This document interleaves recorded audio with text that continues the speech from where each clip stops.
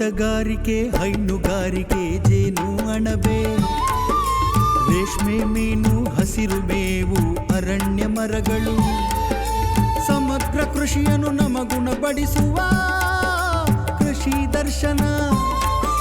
ಕೃಷಿ ದರ್ಶನ, ಕೃಷಿ ದರ್ಶನ, ಓಹೋ ಕೃಷಿ ದರ್ಶನ.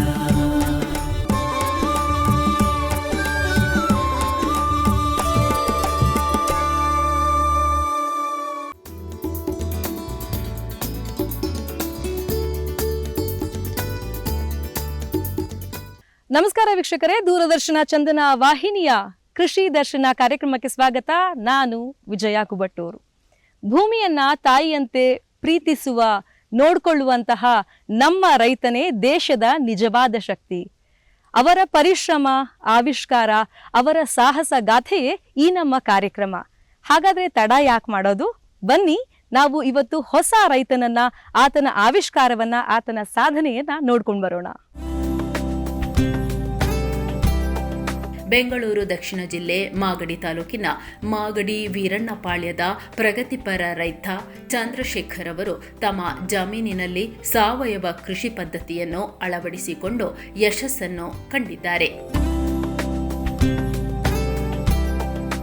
ಇನ್ನು ಮಾಗಡಿ ವೀರಣ್ಣಪಾಳ್ಯದ ಈ ಪ್ರಗತಿಪರ ಕೃಷಿಕ ಚಂದ್ರಶೇಖರ್ ಅವರ ಸಾವಯವ ಕೃಷಿಯ ಪರಿಯೇನು, ಬೆಳೆಯುವ ವಿಧಾನ, ಗಿಡಗಳ ಸಂರಕ್ಷಣೆ ಹೇಗೆ ಮಾಡಬೇಕು, ಹೀಗೆ ನಾನಾ ವಿಷಯಗಳನ್ನು ಅವರು ಚಂದನ ಕೃಷಿ ದರ್ಶನಕ್ಕೆ ನೀಡಿರುವ ವಿಶೇಷ ಸಂದರ್ಶನದಲ್ಲಿ ಸವಿಸ್ತಾರವಾಗಿ ಹಂಚಿಕೊಂಡಿದ್ದಾರೆ. ಬೆಂಗಳೂರು ದಕ್ಷಿಣ ಜಿಲ್ಲೆಯ ಮಾಗಡಿ ತಾಲೂಕಿನ ಮರಿಕುಪ್ಪೆ ಗ್ರಾಮದ ಮಾಗಡಿ ರಂಗಪ್ಪನ ಪಾಳ್ಯ, ಇಲ್ಲಿ ಸಾವಯವ ಕೃಷಿ ಮಾಡುವಂತಹ ಚಂದ್ರಶೇಖರ್ ಅವರು ನಮ್ಮೊಂದಿಗಿದ್ದಾರೆ. ನಮಸ್ಕಾರ ಚಂದ್ರಶೇಖರ್ ಅವರೇ, ಕಾರ್ಯಕ್ರಮಕ್ಕೆ ಸ್ವಾಗತ. ಚಂದ್ರಶೇಖರ್ ಅವರೇ, ಎಷ್ಟು ವರ್ಷಗಳಿಂದ ಕೃಷಿಯಲ್ಲಿದ್ದೀರಾ, ಕೃಷಿ ಮಾಡ್ತಾ ಬಂದಿದ್ದೀರಾ? ನಮ್ಮ ತಾತವ್ರ ಕಾಲದಿಂದನೂ ಕೃಷಿ ಮಾಡ್ಕೊಂಡೇ ಬರ್ತಿದ್ದಾರೆ. ಬಟ್ ಇಲ್ಲಿಗೆ ಒಂದು 10 ವರ್ಷದಿಂದ ಈಚೆಗೆ ನಾವು ಸಾವಯವ ಮಾಡೋಣ ಅಂತ ಹೇಳಿ ಮಾಡ್ತಾ ಇರೋದು. ನಾನು ಬಂದು ಇಲ್ಲಿಗೆ 5 ವರ್ಷ ಆಯಿತು. 5 ವರ್ಷದಿಂದ ಕೆಲಸ ಆಯಿತು. ಕೆಲಸ ಆಗಿದಾದ್ಮೇಲೆ ಬಂದು ನಾನು ಇವಾಗ ಸ್ಟೇಬಲ್ ಆಗಿ ವ್ಯವಸಾಯನೇ ಮಾಡಬೇಕು ಅಂತ ಮಾಡ್ತಾ ಇದ್ದೀನಿ. ಅದರೊಳಗಡೆನೂ ಆರ್ಗ್ಯಾನಿಕ್ ಆಗಿ ಮಾಡಬೇಕು ಅಂತ ಮಾಡ್ತಿರೋದು. ಇತ್ತೀಚಿನ ದಿನಗಳಲ್ಲಿ ಚಂದ್ರಶೇಖರ್ ಅವರೇ, ಸಾವಯವ ಕೃಷಿ ಅನ್ನೋದು ಒಂದ್ ಕಡೆ ಟ್ರೆಂಡು ಆಗಿದೆ, ಇನ್ನೊಂದ್ ಕಡೆ ನಾವು ಒಳ್ಳೆಯ ಕೃಷಿಯನ್ನ ಮಾಡಬೇಕು ಅಂದ್ರೆ ಕೆಮಿಕಲ್ ಇಲ್ಲದೆ ಇರುವಂತಹ ಕೃಷಿಯನ್ನ ಮಾಡಬೇಕು ಅನ್ನೋದು ಕೂಡ ಹೆಚ್ಚಾಗ್ತಾ ಇದೆ. ನೀವು ನೋಡುವಂತಹ ಸವಾಲುಗಳೇನಿದ್ರಲ್ಲಿ, ಏನೆಲ್ಲ ಚಾಲೆಂಜಸ್ ಫೇಸ್ ಮಾಡ್ತಿದ್ದೀರಾ? ಮೇಯ್ನ್ ಆಗಿ ಹೇಳ್ಬೇಕು ಅಂದ್ರೆ ಮಾರ್ಕೆಟಿಂಗ್ ಇದಕ್ಕೆ ತುಂಬಾ ಕಷ್ಟ ಇದೆ. ಆರ್ಗ್ಯಾನಿಕ್ ತಗೊಬೇಕು ಅಂದ್ರೆ ಇವಾಗ ಬೇರೆ ಒಬ್ರು ಕಸ್ಟಮರ್ ಆಗಿರ್ಬೋದು, ಯಾರಾದ್ರೂ ನಮ್ಮ ತರಕಾರಿನ ತಗೊಬೇಕು ಅಂತ ಇದ್ರೆ ಆ ತರಕಾರಿ ಯಾವ ತರ ಇದೆ, ಯಾವ ಶೇಪ್ ಇದಿದೆ, ಮತ್ತೆ ಕಲರ್ ಹೇಗಿದೆ ಅಂತ ನೋಡ್ತಾರೆ. ಅದೇ ನಾವು ಆರ್ಗ್ಯಾನಿಕ್ ಅಲ್ಲಿ ಬೆಳ್ಕೊಂಡ್ ಕೊಟ್ರೆ ಸ್ವಲ್ಪ ಕಲರ್ ಕಡಿಮೆ ಇರುತ್ತೆ, ಮತ್ತೆ ಶೇಪ್ ಸ್ವಲ್ಪ ಕಡಿಮೆ ಇರುತ್ತೆ. ಅದನ್ನೆಲ್ಲ ತುಂಬಾ ಎದುರಿಸೋದು ಇದ್ರೊಳಗಡೆ ಮೇನ್ ಕಾನ್ಸೆಪ್ಟು. ಅದರಿಂದ ಇನ್ನೊಂದೇನು ಅಂದ್ರೆ ಆರ್ಗ್ಯಾನಿಕ್ ಅಲ್ಲಿ ಬೆಳೆಯೋದು ಅಂದ್ರೆ ಊಜಿ ಮತ್ತೆ ರೋಗ ಇವನ್ನ ನಿವಾರಣೆ ಮಾಡೋದು ತುಂಬಾ ಕಷ್ಟ ಇದೆ. ನಿಮಗೆ ಸೀಡ್ಸ್ ಎಲ್ಲ ಎಲ್ಲಿಂದ ಬರುತ್ತೆ, ಬೀಜಗಳು? ಇದಕ್ಕೆ ಅಂತ ಆರ್ಗ್ಯಾನಿಕ್ ಫಾರ್ಮಿಂಗ್ಗೆ ಅಂತ ಹೇಳಿ ನಮ್ಗೆ ಸಪೋರ್ಟ್ ಮಾಡುವಂತಹ ಯಾವ್ದಾದ್ರು ಸಂಸ್ಥೆಗಳಿದೆಯಾ? ನಿಮಗೆ ಸೀಡ್ಸ್ ಎಲ್ಲ ಎಲ್ಲಿಂದ ಬರಬಹುದು? ಅಂದ್ರೆ ಸಂಸ್ಥೆ ಅಂತ ಅಂದ್ರೆ ಇವಾಗ ಸಹಜ ಆರ್ಗ್ಯಾನಿಕ್ ಅಂತ ಇದೆ. ಸಹಜ ಆರ್ಗ್ಯಾನಿಕ್ ಅಲ್ಲಿ ದೇಸಿ ಬೀಜಗಳು ಕೊಡ್ತಿದ್ದಾರೆ. ಅದನ್ನು ಬಿಟ್ರೆ ನಾವು ಇನ್ನ ಮಿಕ್ಕಿದ ಬೀಜಗಳನ್ನೆಲ್ಲ ನಾವು ಮಾಮೂಲಿ ಅಂಗಡಿಗಳಲ್ಲೇ ತಗೊಂತೀವಿ. ದೇಸಿ ಬೀಜ ನಾವು ಹಾಕಿ ಬೆಳೆಸಿದ್ರು ಅದು ಕರೆಕ್ಟ್ ಆಗಿ ನಮ್ಗೆ ಬೆಳೆ ಬರೋದಿಲ್ಲ. ಮತ್ತೆ ಆರ್ಗ್ಯಾನಿಕ್ ಅಲ್ಲಿ ಬೆಳೆದವಾಗ ಅದ್ರದ್ದು ಕ್ವಾಲಿಟಿ ಆಗಿರ್ಬೋದು, ಕ್ವಾಂಟಿಟಿ ಆಗಿರ್ಬೋದು ನಮಗೆ ಕರೆಕ್ಟ್ ಆಗಿ ಸಿಗೋದಿಲ್ಲ. ಅದರಿಂದ ಏನ್ ಮಾಡ್ತೀವಿ ಅಂದ್ರೆ ನಾವು ಮಾಮೂಲಿ ಅಂಗಡಿಗಳಲ್ಲೇ ಸಿಗುವಂತ ಬೀಜಗಳನ್ನೇ ತಗೊಂಡು ನಾವು ಬೆಳೆಸೋದಕ್ಕೆ ಟ್ರೈ ಮಾಡ್ತೀವಿ. ಸಾವಯವ ಕೃಷಿಯನ್ನ ಹಾರ್ವೆಸ್ಟ್ ಮಾಡುವಂತ ಸಂದರ್ಭದಲ್ಲಿ ನಮ್ಗೆ ಮಾರ್ಕೆಟಿನ ಕೊರತೆ ಇದೆ ಅಂತ ಹೇಳಿದ್ರಿ. ಈ ಮಾರ್ಕೆಟಿನ ಕೊರತೆಯನ್ನು ನೀಗಿಸೋದಕ್ಕೆ ನೀವು, ನಿಮ್ಮ ಟೀಮ್ ಏನಾದ್ರೂ ರೆಡಿ ಇದೆಯಾ? ಸಾವಯವ ಕೃಷಿ ಮಾಡುವಂತಹ ರೈತರು ಏನಾದ್ರೂ ಸ್ನೇಹಿತರು ಇರ್ತಾರಾ? ಒಟ್ಟಿಗೆ ನಾವೆಲ್ಲ ಸೇರಿ ಕೆಲಸ ಮಾಡಬಹುದು, ಆ ತರದ್ ಏನಾದ್ರೂ ಇರಬಹುದಾ? ಹೌದು, ನಮ್ಮಲ್ಲಿ ನಮ್ಮ ಊರಿನ ಸುತ್ತಮುತ್ತ ಇರೋ ಗ್ರಾಮಗಳಲ್ಲೆಲ್ಲರೂ ಆರ್ಗ್ಯಾನಿಕ್ ಮಾಡಬೇಕು ಅಂತಾನೆ ಮಾಡ್ತಿದ್ದಾರೆ.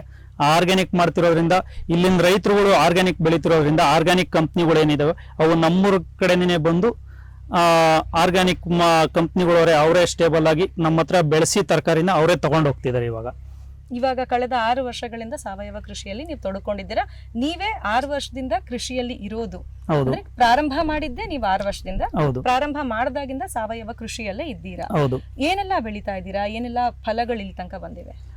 ನಾವು ಯಥೇಚ್ಛವಾಗಿ ಬೆಳೀತಿರೋದು ಸೋರೆಕಾಯಿ, ಹಾಗಲಕಾಯಿ, ಹೀರೆಕಾಯಿ, ಪಡವಲ, ಸೌತೆಕಾಯಿ, ಕ್ಯಾಬೇಜು, ಮತ್ತು ಚೆರಿ ಟೊಮೊಟೊ, ಬ್ರೋಕ್ಲಿ, ಹೂಕೋಸು, ಈ ಥರ ಬೂದುಗುಂಬಳ, ಈ ಥರ ಹೆಚ್ಚಿನದಾಗಿ ತರಕಾರಿಗಳನ್ನು ಎಲ್ಲದನ್ನು ಬೆಳೀತಾ ಇದ್ದೀವಿ ನಾವು. ಆರ್ಗ್ಯಾನಿಕಲ್ಲೇ ಎಲ್ಲದನ್ನು ಬೆಳೀತಿರೋದು. ಹೀಗೆ ನಾವು ಬೆಳೆದಂತಹ ತರಕಾರಿಗೆ ಅತಿ ಶೀಘ್ರದಲ್ಲೇನೆ ನಮಗೆ ಖರ್ಚಾಗಬೇಕು, ಯಾಕಂದ್ರೆ ಶೆಲ್ಫ್ ಲೈಫ್ ಇರೋದಿಲ್ಲ ತರಕಾರಿಗಳಿಗೆ. ನಿಯರೆಸ್ಟ್ ಹತ್ತಿರದಲ್ಲೇ ಇರುವಂತಹ ಮಾರ್ಕೆಟ್ ಏನಾದರೂ ಅವೈಲೇಬಲ್ ಇರುತ್ತಾ? ಮಾರ್ಕೆಟಿಂಗ್ ಹೌದು ಇದೆ. ನಾವು ಇವಾಗ ಏನು ಆರ್ಗ್ಯಾನಿಕ್ ಬೆಳೆ ಬೆಳೆದಿರ್ತೀವಿ ಅದನ್ನ ಆರ್ಗ್ಯಾನಿಕ್ನವರೇ ಬಂದು ತಗೊಂಡು ಹೋಗೋದ್ರಿಂದ ಅವರೇ ಡೈರೆಕ್ಟಾಗಿ ಬೆಳಿಗ್ಗೆ 11 ಗಂಟೆ ಒಳಗಡೆ ನಮಗೆ ಗಾಡಿ ರೆಡಿ ಮಾಡಿರ್ತಾರೆ.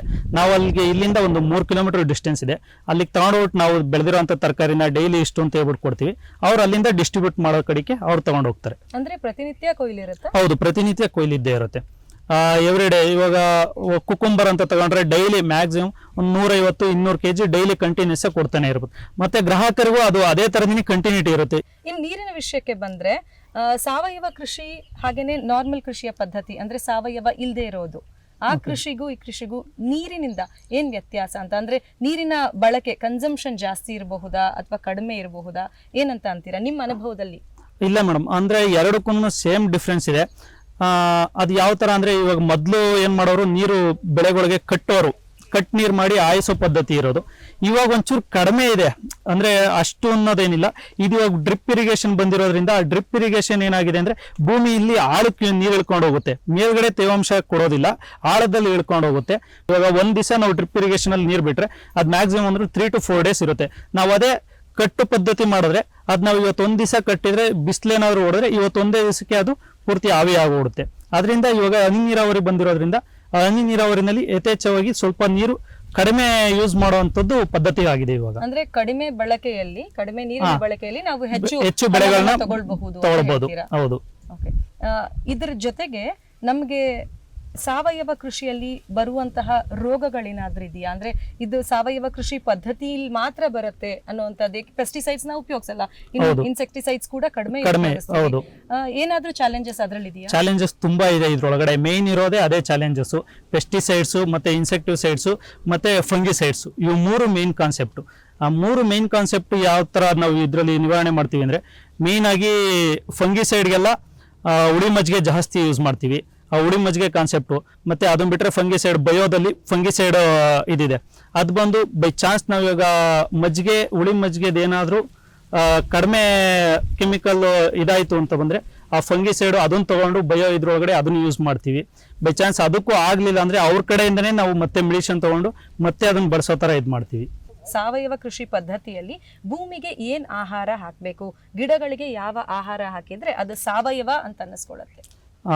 ಮೇಯ್ನ್ ಆಗಿ ದನಿನ್ ಗೊಬ್ಬರ ಒಂದಿದ್ರೆ ಅದು ಭೂಮಿಗೆ ಸಾವಯವ ಪದ್ಧತಿಯಲ್ಲಿ ಮಾಡುವಂಥದ್ದು. ಮತ್ತೆ ಎರೆಹುಳು ಗೊಬ್ಬರ, ಇವೆರಡು ಮೇನ್ ಕಾನ್ಸೆಪ್ಟ್ ಅಲ್ಲಿ ಸಾವಯವ ಗೊಬ್ಬರಕ್ಕೆ ಬರುವಂಥವು.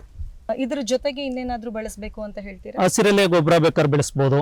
ಹಸಿರೆಲೆ ಗೊಬ್ಬರನೂ ಬೇಕಾದ್ರೆ ಮಾಡ್ಕೊಂಡು ನಾವು ಅದನ್ನ ಎರೆಹುಳು ಗೊಬ್ಬರದ ಜೊತೆ ಮಿಕ್ಸ್ ಮಾಡಿ ಅದ್ರ ಜೊತೆ ಬೇಕಾದ್ರೆ ಬಿಡ್ಬೋದು. ಮತ್ತೆ ಜೀವಾಮೃತ ಮಾಡ್ಕೊಂಡು ಬಿಡ್ಬೋದು.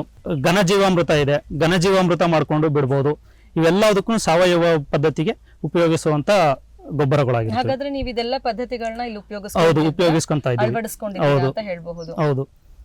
ಇದರ ಜೊತೆಗೆ ನಮ್ಗೀಗ ಇವತ್ತಿನ ರೈತನಿಗೆ, ಇವತ್ತಿನ ಈ ಜೆನ್ಜಿ ರೈತನಿಗೆ, ಹುಡುಗರೆಲ್ಲ ಇವಾಗ ಕೃಷಿಗೆ ಬರಬೇಕು ಅಂತ ಹೇಳಿದ್ರೆ ನೀವು ಅವ್ರಿಗೆ ಏನ್ ಸಲಹೆ ಕೊಡಕ್ಕೆ ಇಷ್ಟಪಡ್ತೀರಾ? ಯಾವೆಲ್ಲ ತರಕಾರಿ ಇರಬಹುದು, ಯಾವೆಲ್ಲ ಫಸಲನ್ನ ಬೆಳೆಸಬಹುದು ಅಂತ ಅಂತೀರಾ? ಅಂದ್ರೆ ಇವಾಗಿನ ಇದಕ್ಕೆ ಬರಬೇಕು, ಆ ತರಕಾರಿಗಳು ಬೆಳಿಬೇಕು, ಆರ್ಗ್ಯಾನಿಕಲ್ ಮಾಡಬೇಕು ಅಂದ್ರೆ ಮೇನ್ ಕಾನ್ಸೆಪ್ಟು ನೀರಿಂದೊಂದು ನೋಡ್ಕೊಬೇಕು, ಮತ್ತೆ ಅವ್ರಿಗೆ ಆಗುವಂತ ಬೆಳೆಗಳನ್ನ ನೋಡ್ಕೊಬೇಕು.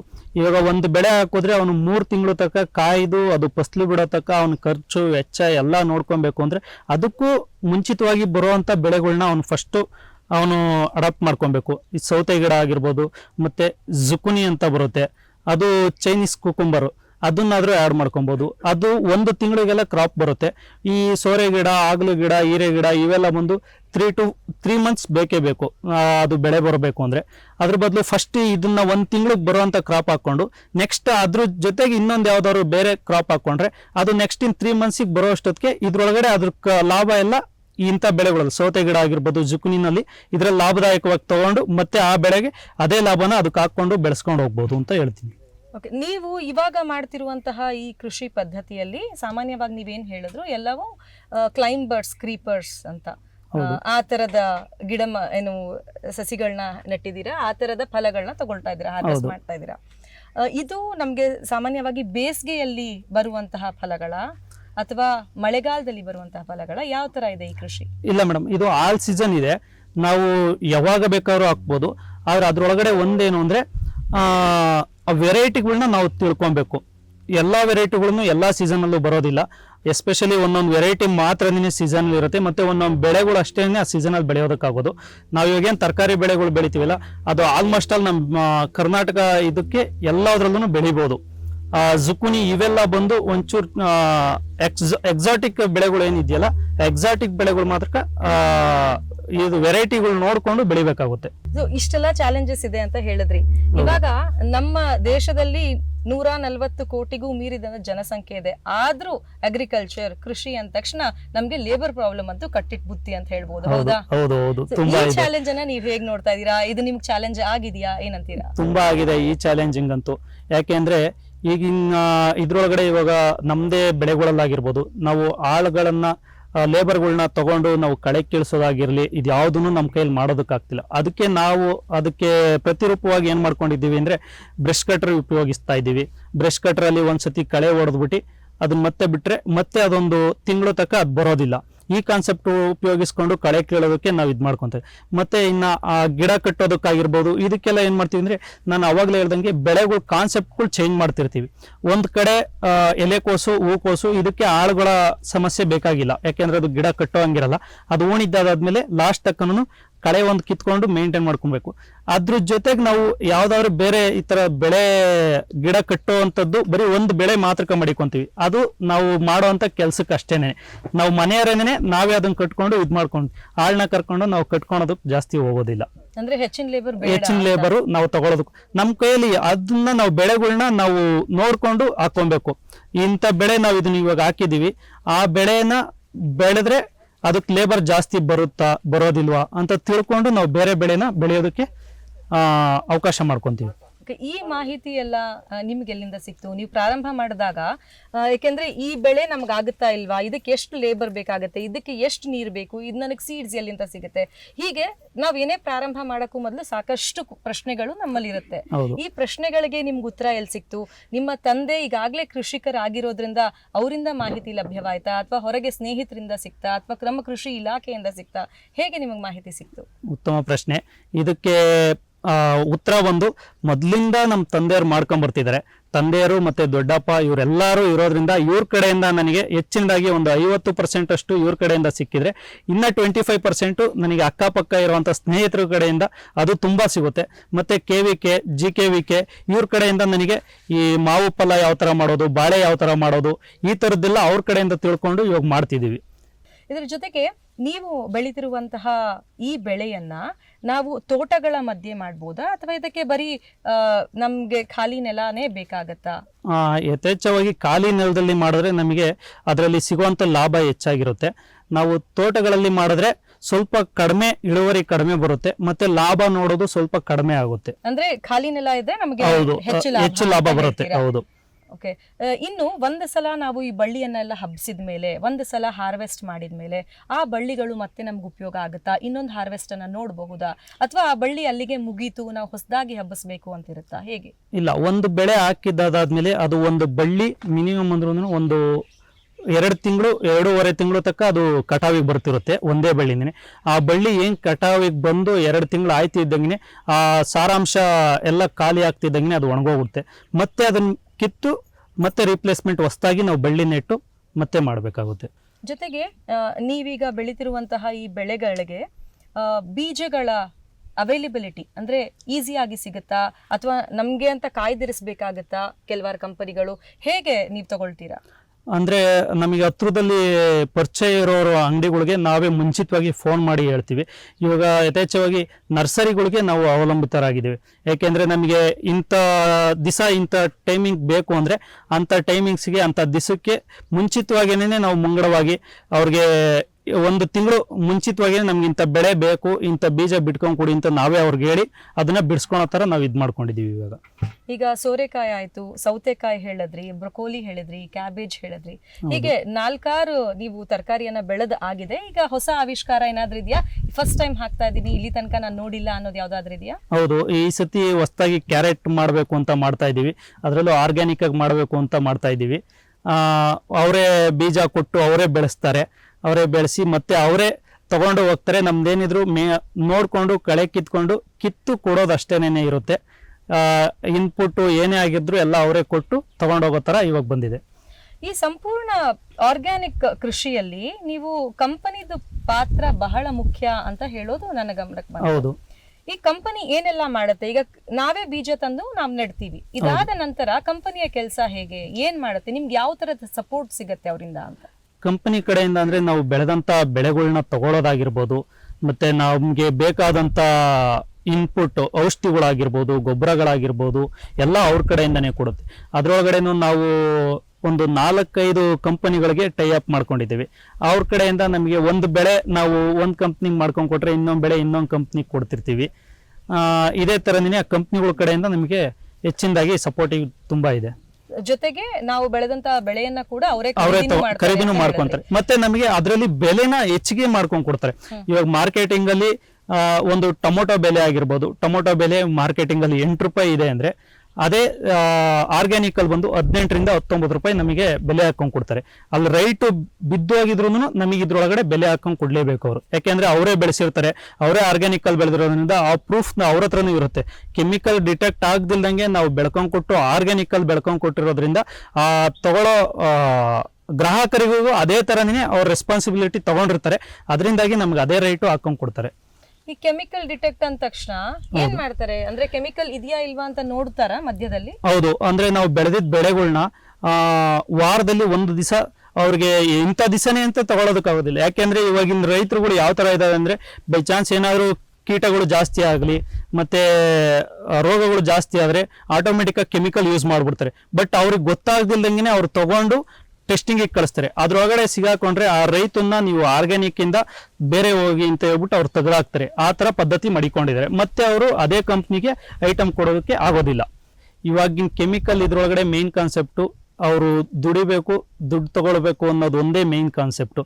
ಆರ್ಗ್ಯಾನಿಕ್ ಅಲ್ಲಿ ಏನಿದ್ರು ನಾವು ದುಡಿದ್ರೂ ಬೇರೆಯವ್ರಿಗೆ ಸಹಾಯವಾಗಿರ್ಬೇಕು ಅನ್ನೋದು ಒಂದೇನೆ ಆ ಇದ್ರ ಮೇಲೆ ನಾವು ಬೆಳ್ಕೊಂಡ್ ಕೊಡ್ತಿರೋದು. ತಗೊಳ್ಳೋ ಗ್ರಾಹಕರಿಗೂ ಅವ್ರು ತಿನ್ನೋ ಆಹಾರದಲ್ಲಿ ಒಳ್ಳೆ ಪೋಷಕಾಂಶಗಳು ಇರಬೇಕು ಅನ್ನೋದು ಒಂದೇನೆ. ಅದರಿಂದಾಗಿ ನಾವು ಬೆಳೆಯೋ ಬೆಳೆಗಳನ್ನ ಆರ್ಗ್ಯಾನಿಕ್ ಅಲ್ಲಿ ಬೆಳ್ಕೊಂಡ್ ಕೊಟ್ಟು ಅದೇ ಥರನೇ ಮುಂದುವರ್ಸ್ಕೊಂಡ್ ಬರ್ತಾ ಇದೀವಿ. ನೀವೀಗ ಕಳೆದ 6 ವರ್ಷದಿಂದ ಎಷ್ಟು ಎಕರೆಯಲ್ಲಿ ಕೃಷಿಯನ್ನ ಮಾಡ್ತಾ ಬಂದಿದ್ದೀರಾ? ಇವಾಗ 6 ವರ್ಷದಿಂದನೂ ಅಲ್ಲಿಗೊಂದು 3 ಎಕರೆನಲ್ಲಿ ಮಾಡ್ಕೊಂಡ್ ಬರ್ತಾ ಇದೀವಿ. ಇವಾಗ ಇತ್ತೀಚಿನ ದಿನಗಳಲ್ಲಿ ಒಂದು 2 ಎಕರೆ ಅಡಿಕೆ ಮಾಡಿದೀವಿ. ಅಡಿಕೆ ಒಳಗಡೆನೆ ನಾವು ಬೆಳೆಗಳನ್ನ ಬೆಳೆದು ಕೊಡ್ತಾ ಇದೀವಿ. ಇವಾಗ ಅಡಿಕೆಗೆ ಸಾಕಷ್ಟು ರೋಗಗಳು ಕೂಡ ಇರುತ್ತೆ. ಹೌದು. ಸೊ ಅಡಿಕೆ ಮಧ್ಯದಲ್ಲಿ ನಾವೀ ಬೆಳೆಯನ್ನ ಬೆಳಿಬಹುದಾ? ಅದು ಸುಲಭ ಆಗುತ್ತಾ? ಬೆಳಿಬಹುದು. ಅಂದ್ರೆ 5 ವರ್ಷಗಳ ತನಕ ಬೆಳಿಬಹುದು. 5 ವರ್ಷ ಆಗಿದ್ದಾದ್ಮೇಲೆ ಅದು ಫಸಲು ಬಿಡೋದಕ್ಕೆ ಸ್ಟಾರ್ಟ್ ಆಗಿದ್ದಾದ್ಮೇಲೆ ನಾವು ಮತ್ತೆ ಬೆಳೆಗಳನ್ನ ಬೆಳೆಯೋದಕ್ಕಾಗೋದಿಲ್ಲ. ಯಾಕೆಂದ್ರೆ ನೆರಳು ಜಾಸ್ತಿ ಆಗೋಡುತ್ತೆ. ನೆರಳು ಜಾಸ್ತಿ ಆದಷ್ಟು ಬೆಳೆಗಳಿಗೆ ಬಿಸಿಲು ಇದ್ರೇನೆ ಆ ಬೆಳೆಗಳಲ್ಲಿ ಹೂವು ಪಿಚ್ಚು ಚೆನ್ನಾಗಾಗೋದು. ಅದರಿಂದಾಗಿ 5 ವರ್ಷ ಆಗಿದ್ದಾದ್ಮೇಲೆ ಮತ್ತೆ ನಾವು ಬೆಳೆಯೋದಕ್ಕಾಗೋದಿಲ್ಲ. ಹಾಗಾದ್ರೆ ಇವತ್ತಿನ ಕಾಲದಲ್ಲಿ ರೈತರಿಗೆ ನೀವು ಏನ್ ಸಲಹೆಯನ್ನ ಕೊಡಕ್ ಇಷ್ಟಪಡ್ತೀರಾ? ಏನ್ ಕಿವಿ ಮಾತು ಹೇಳಕ್ ಇಷ್ಟಪಡ್ತೀರಾ? ಹೇಳೋದು ಅಂದ್ರೆ ನಾವು ಬೆಳೆಯುವಂತ ಬೆಳೆಗಳಲ್ಲಿ ಸ್ವಲ್ಪ ಅವರ ಜಮೀನುಗಳಲ್ಲಿ ಒಂದು 1/4 ಭಾಗದಷ್ಟು ಅವರ ಮನೆಗೆ ಆಗೋ ಥರನೇ ಆರ್ಗ್ಯಾನಿಕ್ ಅಲ್ಲಿ ಬೆಳೆದು ಅವ್ರು ಬೆಳೆಸ್ಕೊಂಡು ತಿನ್ನೋ ಥರ ರೂಢಿ ಮಾಡ್ಕೊಳ್ಳಿ ಅನ್ನೋದು ಒಂದು ಹೇಳ್ಕೊಂಡು ಕೊಡ್ತೀನಿ ಅಷ್ಟೇ. ಈ ನಿಮ್ಮ ಅನುಭವದಲ್ಲಿ ಮತ್ತಷ್ಟು ವ್ಯಾಪ್ತಿಯಲ್ಲಿ ನಾನು ಅಗ್ರಿಕಲ್ಚರ್ ಮಾಡಬಹುದು, ಕೃಷಿ ಮಾಡಬಹುದು ಅಂತ ಅನ್ಸುತ್ತಾ ನಿಮ್ಗೆ? ಆ ಧೈರ್ಯ ಇದೆಯಾ? ಹೌದು, ಅನ್ಸುತ್ತೆ. ಮಾಡಬೇಕು ಅಂತ ಇದ್ದೀನಿ. ಮುಂದಿನ ದಿನಗಳಲ್ಲಿ ಏನಾದ್ರು ಅವಕಾಶ ಸಿಕ್ಕಿದ್ರೆ ಮಾಡಬೇಕು ಅಂತ ಯೋಚನೆ ಮಾಡ್ಕೊಂಡು ಇದ್ದೀನಿ. ಸಾಮಾನ್ಯವಾಗಿ ನಮ್ಗೆ ಒಂದು ಬೋರ್ವೆಲ್ ಇದ್ದು ಸ್ವಲ್ಪ ನೀರಿದ್ರೆ ಸಾಕು ಅನ್ನುವಂತಹ ಪರಿಸ್ಥಿತಿ ಇದ್ದಾಗ ಕೂಡ ನಾವ್ ಈ ಬೆಳೆಗಳನ್ನ ಬೆಳ್ಕೋಬಹುದಾ? ಹೌದು, ಬೆಳಿಬಹುದು. ಒಂದು ಬೋರ್. ಇವಾಗ ನಮ್ದೇ ಇವಾಗ ತೊಗೊಂಡ್ರು ನಮ್ದು ಓಡ್ತಿರೋದು ಒಂದೇ ಬೋರೇನೆ. 3 ಎಕರೆ ಪೂರ್ತಿನೂ ಅಡಿಕೆ ಆಗಿರ್ಬೋದು, ಬೆಳೆಗಳಾಗಿರ್ಬೋದು, ಎಲ್ಲ ಬೆಳೆಗಳನ್ನು ನಾವು ಮೇಂಟೈನ್ ಮಾಡ್ತೀವಿ. ಅಂದರೆ ಡ್ರಿಪ್ ಇರಿಗೇಷನ್ ಬಂದಿರೋದ್ರಿಂದ ಎಲ್ಲ ಬೆಳೆಗಳಿಗೂ 1 ಅವರ್ ನೀರು ಬಿಟ್ಕೊಂಡು ಚೆನ್ನಾಗಿ ಕ್ಲೀನಾಗಿ ಮೇಂಟೈನ್ ಮಾಡ್ಕೊಂಡು ಹೋದ್ರೆ ಒಂದು ಬೋರಲ್ಲೇನೆ 3 ರಿಂದ 4 ಎಕರೆ ಮೇಂಟೈನ್ ಮಾಡ್ಕೊಂಡು ಹೋಗ್ಬೋದು. ಡ್ರಿಪ್ ಮೂಲಕನೇ ಏನಾದ್ರೂ ಆಹಾರ ಸರಬರಾಜು ಮಾಡುವಂತ ಪದ್ಧತಿ ನೀವು ಅಳವಡಿಸ್ಕೊಂಡಿದ್ದೀರಾ? ಹೌದು, ಜೀವಾಮೃತ ಆಗಿರ್ಬೋದು, ಮತ್ತೆ ಅದಕ್ಕೆ ಬೇಕಾದಂತ ಪೋಷಕಾಂಶಗಳನ್ನೆಲ್ಲ ನಾವು ಡ್ರಿಪ್ ಮೂಲಕನೇ ಕೊಡೋದಕ್ಕೆ ಯೂಸ್ ಮಾಡ್ಕೊಂಡಿದ್ದೀವಿ. ಇವಾಗ ಅದು ಸಾಕಷ್ಟು ಸಹಾಯ ಮಾಡಿ. ಹೌದು, ತುಂಬಾ ಸಹಾಯ ಇದೆ. ಹೌದು, ಅಂದ್ರೆ ನಮ್ಗೆ ಬುಡಕ್ಕೆ ಅದಕ್ಕೆ ಆಹಾರ ಸಿಗೋದ್ರಿಂದ ಡ್ರಿಪ್ ಇರಿಗೇಷನ್ ಇಂದ ತುಂಬಾ ಅನುಕೂಲ ಆಗಿದೆ ಅಂತ ಹೇಳ್ತೀವಿ. ಆಮೇಲೆ ಬ್ರೊಕೋಲಿ ಕೂಡ ಬೆಳೆದಿದ್ದೀನಿ ಅಂತ ಹೇಳಿದ್ರಿ. ಈ ಬ್ರೊಕೋಲಿ ಅನುಭವ ಹೇಳಿದ್ರೆ ಯಾರು ಖರೀದಿದಾರರು? ನಮ್ಮಲ್ಲಿ ಬ್ರೊಕೋಲಿಯನ್ನ ಅಷ್ಟೊಂದು ಉಪಯೋಗಿಸ್ತಾರ ಹೇಗೆ? ಇಲ್ಲ, ನಮ್ಮಲ್ಲಿ ಜಾಸ್ತಿ ಉಪಯೋಗಿಸೋದಿಲ್ಲ. ಹೇಳ್ಬೇಕು ಅಂದ್ರೆ ಜಾಸ್ತಿ ಹೊರಗಿನ ಇದ್ರವರೇ ಜಾಸ್ತಿ ಉಪಯೋಗಿಸೋದು. ಅಂದ್ರೆ ಮೇಯ್ನ್ ಆಗಿ ನಾವು ಏನಾದ್ರೂ ಹೊಸದಾಗಿ ಟ್ರೈ ಮಾಡಬೇಕು ಅನ್ನೋದಕ್ಕೋಸ್ಕರ ಇವಾಗ ಎಲ್ಲಾ ತರಕಾರಿಗಳನ್ನು ಎಲ್ಲಾ ರೈತರುಗಳು ಬೆಳೀತಿರ್ತಾರೆ. ಈ ತರ ಎಕ್ಸಾಟಿಕ್ ಬೆಳೆಗಳನ್ನ ಜಾಸ್ತಿ ಯಾರು ಬೆಳೆಯೋದಿಲ್ಲ. ಅದರಿಂದಾಗಿ ಇದ್ರ ಕಡೆ ಗಮನ ಹರಿಸಿದ್ರೆ ಅವರು ಬೇರೆ ಬೆಳೆಗಳನ್ನ ಬೆಳ್ಕೊಂತಿದ್ರೆ ನಾವು ಇದ್ರ ಕಡೆ ಗಮನ ಹರಿಸ್ಕೊಂಡೋದ್ರೆ ನಮಗೆ ಅದ್ರೊಳಗಡೆ ಸಿಗೋ ಪ್ರಾಫಿಟ್ ಇನ್ನೂ ಜಾಸ್ತಿ ಆಗುತ್ತಲ್ವಾ ಅಂತ ಹೇಳ್ಬಿಟ್ಟು ನಾವು ಈ ತರ ಎಕ್ಸಾಟಿಕ್ ಬೆಳೆಗಳಿಗೆ ಬರ್ತಾ ಇದ್ದೀವಿ. ಸಾಕಷ್ಟು ಮಾಹಿತಿಯನ್ನ ನೀಡಿದ್ದೀರಾ ಚಂದ್ರಶೇಖರ್ ಅವರೇ. ಇವತ್ತಿನ ದೊಡ್ಡ ಜೀವನದಲ್ಲಿ ಬಹಳ ಚಾಲೆಂಜಸ್ ಇದೆ. ಒಂದ್ ಕಡೆ ಸಾವಯವ ಮಾಡ್ಬೇಕಾ, ಒಂದ್ ಕಡೆ ಕೆಮಿಕಲ್ ಉಪಯೋಗಿಸಿ ಜಾಸ್ತಿ ಬೆಳೆಯನ್ನ ಬೆಳಿಬೇಕಾ, ಹಾಗೇನೆ ನಮ್ಮ ಬೆಳೆಗೆ ತಕ್ಕಂತಹ ಬೆಲೆ ಕೂಡ ಸಿಗುತ್ತಾ, ಈ ತರದ ಸಾಕಷ್ಟು ತೊಂದರೆಗಳ ನಡುವೆ ಕೂಡ ನೀವು ಸಾವಯವ ಪದ್ಧತಿಯನ್ನೇ ಅಳವಡಿಸ್ಕೊಂಡಿದ್ದೀರಾ. ಹಾಗೇನೆ ನಮ್ಮ ಈ ರೈತ ವರ್ಗಕ್ಕೆ ಮಾದರಿಯಾಗಿದ್ದೀರಾ. ನಮ್ಮೊಂದಿಗೆ ಮಾಹಿತಿ ಶೇರ್ ಮಾಡ್ಕೊಂಡಿದ್ದಕ್ಕೆ ಧನ್ಯವಾದಗಳು ನಿಮ್ಗೆ. Thank you.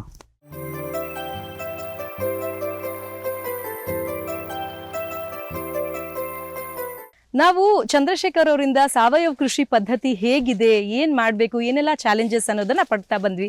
ಈಗ ಬೇಸಾಯ ಶಾಸ್ತ್ರದ ವಿಜ್ಞಾನಿಗಳಾದಂತಹ ಡಾಕ್ಟರ್ ಪ್ರಮೋದ್ ಅವರಿಂದ ಮತ್ತಷ್ಟು ಮಾಹಿತಿಯನ್ನ ಪಡೆಯೋಣ.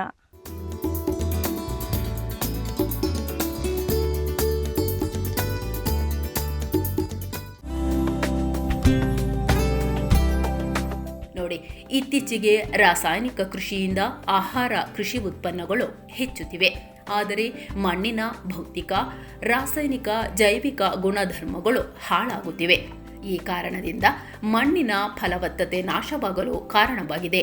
ಈ ಎಲ್ಲ ಸಮಸ್ಯೆಗಳಿರುವ ಏಕೈಕ ಪರಿಹಾರೋಪಾಯ ಎಂದರೆ ಅದು ಸಾವಯವ ಕೃಷಿ. ಇದು ಪರಿಸರ ಸ್ನೇಹಿ ಬೇಸಾಯವೂ ಹೌದು ಎನ್ನುವುದು ಬೆಂಗಳೂರು ದಕ್ಷಿಣ ಜಿಲ್ಲೆ ಮಾಗಡಿ ಕೃಷಿ ವಿಜ್ಞಾನ ಕೇಂದ್ರದ ಬೇಸಾಯ ಶಾಸ್ತ್ರದ ವಿಜ್ಞಾನಿ ಡಾಕ್ಟರ್ ಜಿ ಪ್ರಮೋದ್ ಅವರ ಅಭಿಪ್ರಾಯ.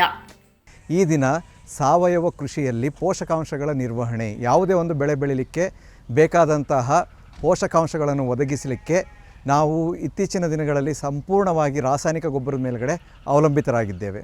ಆದರೆ ನಾವು ರಾಸಾಯನಿಕ ಗೊಬ್ಬರಗಳನ್ನು ಹೊರತುಪಡಿಸಿ ಸಾವಯವ ಕೃಷಿಯಲ್ಲಿ ಕೇವಲ ಸಾವಯವ ಗೊಬ್ಬರಗಳನ್ನು ಬಳಸಬೇಕು. ಆ ಸಾವಯವ ಗೊಬ್ಬರಗಳಲ್ಲಿ ಬಹಳ ಮುಖ್ಯವಾಗಿರ್ತಕ್ಕಂಥವು ಅಂತ ಹೇಳಿದ್ರೆ, ಒಂದು ಕೊಟ್ಟಿಗೆ ಗೊಬ್ಬರ, ಇನ್ನೊಂದು ನಮ್ಮ ಎರೆಹುಳು ಗೊಬ್ಬರ, ಹಾಗೆ ಅದೇ ಥರ ನಾವು ಹಸಿರೆಲೆ ಗೊಬ್ಬರಗಳು ಮತ್ತು ಜೈವಿಕ ಗೊಬ್ಬರಗಳು, ಹೀಗೆ ಅದ್ರ ಜೊತೆಗೆ ನಮ್ಮ ಒಂದು ಜೀವಾಮೃತ, ಘನಜೀವಾಮೃತ, ಬೀಜಾಮೃತ, ಈ ಥರ ವಿವಿಧ ಒಂದು ಪೋಷಕಾಂಶಗಳನ್ನು ನಾವು ಒದಗಿಸಲಿಕ್ಕೆ ಬೇರೆ ಬೇರೆ ಒಂದು ಸಾವಯವ ರೂಪದ ಗೊಬ್ಬರಗಳನ್ನು ನಾವು ಬಳಸಬೇಕಾಗತ್ತೆ. ಅದರಲ್ಲಿ ತುಂಬ ಬಹು ಮುಖ್ಯವಾದಂತಹ ಒಂದು ಗೊಬ್ಬರ ಎಂದರೆ ಅದು ಎರೆಹುಳು ಗೊಬ್ಬರ. ಇದನ್ನು ನಾವು ಕೃಷಿಯಲ್ಲಿ ಒಂದು ಕರಿಚಿನ್ನ ಅಂತಲೇ ಕರಿತೀವಿ. ಇದನ್ನು ನಾವು ತಯಾರಿಸಲಿಕ್ಕೆ ಮತ್ತು ಇದರಲ್ಲಿರ್ತಕ್ಕಂಥ ಪೋಷಕಾಂಶಗಳನ್ನು ಇವಾಗ ನೋಡೋಣ.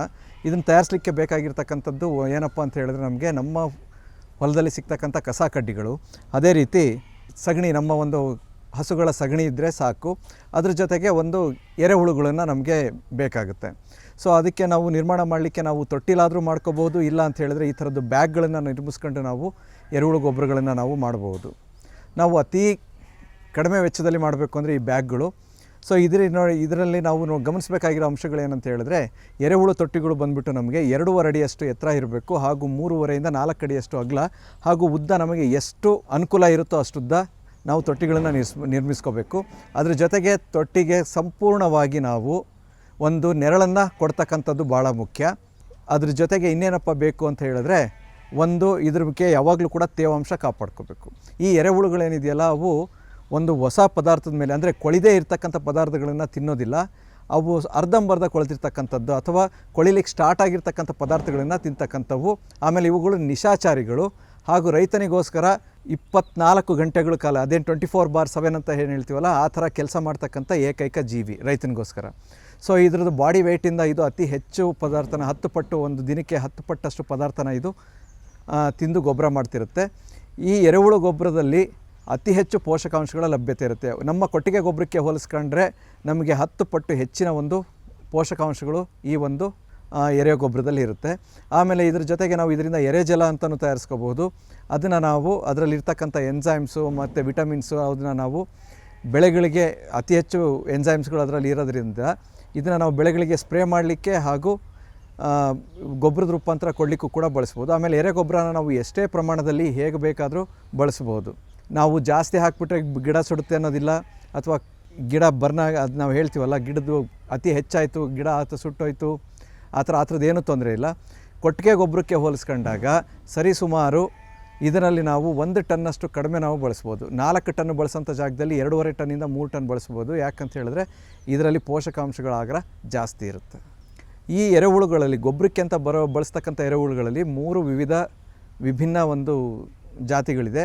ಅದರಲ್ಲಿ ಯೂಡ್ರಿಲಸ್ ಈಜಿನಾ ಹಾಗೂ ಐಸಿನಿಯಾ ಫಿಟೆಡಾ. ಇದರಲ್ಲಿ ಯೂಡ್ರಿಲಸ್ ಈಜಿನಾ ಅಂತಕ್ಕಂಥದ್ದು ತುಂಬ ಅತಿ ಹೆಚ್ಚು ಒಂದು ಉದ್ದ ಹಾಗೂ ಅತಿ ದಪ್ಪ ಇರ್ತಕ್ಕಂಥ ಹುಳ. ಇದು ಭಾಳ ಬೇಗನೆ ಒಂದು ಮಲ್ಟಿಪ್ಲೈ ಆಗಿ ಹಾಗೂ ಅತಿ ಹೆಚ್ಚು ಗೊಬ್ಬರನ ತಯಾರಿಸೋದ್ರಲ್ಲಿ ಬಹುಮುಖ್ಯ ಪಾತ್ರ ವಹಿಸುತ್ತೆ. ಒಟ್ಟಿನಲ್ಲಿ ಕಳೆದ 3-4 ದಶಕಗಳಲ್ಲಿ ರಾಸಾಯನಿಕ ಕೃಷಿಯಿಂದ ಆಹಾರ ಉತ್ಪಾದನೆ ಹೆಚ್ಚಿದೆ ನಿಜ. ಆದರೆ ಅವಶ್ಯಕತೆಗಿಂತ ಹೆಚ್ಚು ರಸಗೊಬ್ಬರ ಉಪಯೋಗ, ಅತಿ ಕೀಟನಾಶಕದ ಬಳಕೆ, ಮಣ್ಣಿನ ಆರೋಗ್ಯದ ನಿಷ್ಕಾಳಜಿಯಿಂದ ನೆಲ, ಜಲ, ಪರಿಸರ ಮಾಲಿನ್ಯ ಹೆಚ್ಚಾಗಿದೆ. ಈ ಬಗ್ಗೆ ರೈತರು ಎಚ್ಚೆತ್ತು ಮಣ್ಣಿನ ಉತ್ಪಾದನಾ ಶಕ್ತಿ ಹೆಚ್ಚಿಸುವತ್ತ ಗಮನ ಹರಿಸಬೇಕು ಎನ್ನುವುದು ಕೃಷಿ ತಜ್ಞರ ಸಲಹೆ.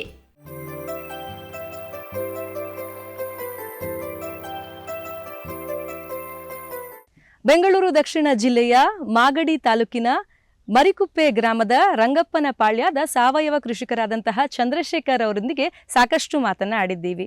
ಇವರು ಬ್ರೊಕೋಲಿ ಇರಬಹುದು, ಕ್ಯಾಬೇಜ್, ಕ್ಯಾರೆಟ್, ಬೇಬಿ ಟೊಮೆಟೊ, ಹೀರೆಕಾಯಿ, ಸೌತೆಕಾಯಿ, ಹಾಗಲಕಾಯಿ ಹೀಗೆ ಸಾಕಷ್ಟು ತರಹೇವಾರಿ ಕೃಷಿಯನ್ನ ಮಾಡಿದ್ದಾರೆ. ಇವರೊಂದಿಗೆ ಸಾಕಷ್ಟು ಮಾಹಿತಿಯನ್ನ ಪಡೆದ್ವಿ. ಹಾಗೇನೆ ಡಾಕ್ಟರ್ ಪ್ರಮೋದ್ ಆದಂತಹ ವಿಜ್ಞಾನಿಗಳು ಇವರಿಂದ ಕೂಡ ಬಹಳಷ್ಟು ಮಾಹಿತಿಯನ್ನ ಪಡೆದಿದ್ದೀವಿ. ರೈತ ಬಂಧುಗಳೇ, ಮತ್ತಷ್ಟು ಮಾಹಿತಿಯೊಂದಿಗೆ ಮುಂದಿನ ಸಂಚಿಕೆಯಲ್ಲಿ ಭೇಟಿಯಾಗ್ತೀನಿ. ಅಲ್ಲಿವರೆಗೂ ನಮಸ್ಕಾರ.